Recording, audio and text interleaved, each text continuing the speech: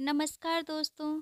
आज की इस वीडियो में मैं आपको धरती माता की कहानी सुनाऊंगी। धरती माता के व्रत व पूजन का विशेष महत्व शास्त्रों और पुराणों में वर्णित है।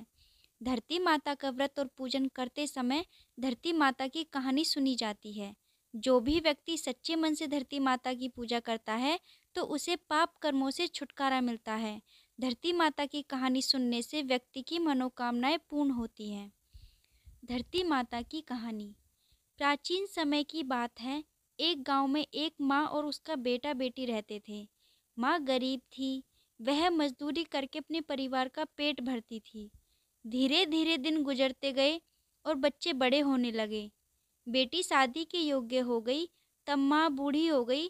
माँ ने अपने बेटे से कहा कि बेटा, तेरी बहन शादी के योग्य हो गई है, इसलिए तेरा जैसा घर वह देखकर उसकी शादी करना। ऐसा बोलकर माँ तो कुछ दिनों बाद मर गई। उसका भाई गांव-गांव में घूमा, लेकिन बहन के योग्य पति नहीं मिला। वह घूम घूम कर थक गया और एक दिन सोचने लगा कि मेरे जैसा तो इस दुनिया में कोई नहीं है, इसलिए मैं ही इससे शादी कर लेता हूँ। ऐसा सोचकर वह चुनरी और शादी के लिए सब सामान ले आया।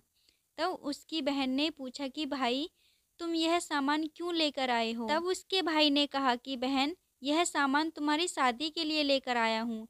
गांव वालों ने बहन से कहा कि तुम्हारा भाई तो तुमसे शादी करने वाला है। तब बहन ने जाकर अपने भाई से पूछा कि भाई, मेरी शादी किससे कर रहे हो?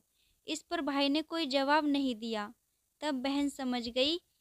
उसने एक लोटे में जल लिया, चुनरी ली और चप्पल पहनकर जंगल की तरफ चली गई। जंगल में गाय चराने वाले ग्वालों ने उसे पूछा कि कहाँ जा रही हो? तो वह कुछ नहीं बोली। वन में जाकर वह धरती माता को पुकारने लगी और बोली कि हे धरती माँ, अब तुम ही मेरी लाज रखना, वरना अनर्थ हो जाएगा। वह बोली, मैं क्या करूं? माँ, मुझे अपनी गोद में ले लो, नहीं तो अन्याय हो जाएगा। तब धरती फटी तो बहन ने एक तरफ लोटा, चुनरी और चप्पल रख दिए और वह धरती में जाने लगी।